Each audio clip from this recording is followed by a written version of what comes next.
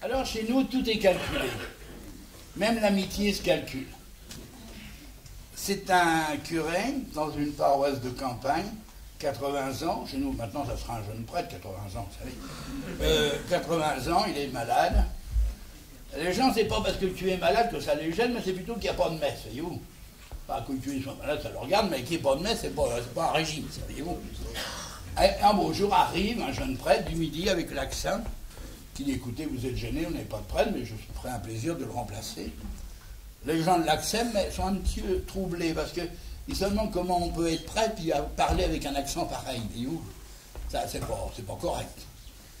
Et alors, ce prêtre va remplacer gentiment son confrère. Et puis un beau jour, il monte en chair, puis il dit mes frères, je me languissais de ne plus revoir mon soleil, et je vais vous dire une chose.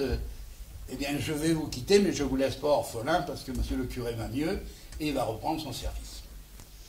À la sortie de la sacristie, ce jeune prêtre rencontre un paysan du coin qui lui dit ben, vous n'êtes pas parti comme ça, comme un sauvage. Vous avez été gentil comme tout, ça vous ferait-il plaisir de venir à la maison. Alors, il mange avec le cultivateur et sa femme, on sert le bon poulet cauchois, vous savez, traditionnel.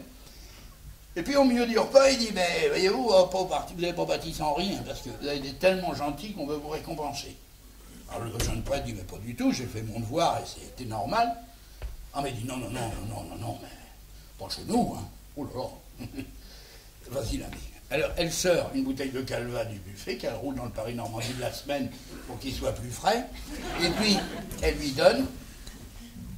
Et le jeune prêtre a eu le temps de réfléchir. Ben, il dit, écoutez, je vais vous dire franchement les choses. Ça me touche, c'était pas obligatoire, mais ça me touche parce que mon évêque que je vais revoir est normand, et ça lui fera plaisir certainement de goûter du calva de son pays. Il dit, qu'est-ce que vous dites? Ben, il dit, écoutez, je suis secrétaire de l'évêque, tous les jours je déjeune avec Monseigneur, nous prenons le café, puis après ben, nous prendrons une petite trinchette, comme vous dites. Le bonhomme réfléchit un moment, mais il dit, dites donc alors, ce calva-là, c'est pour l'évêque? Si vous voulez.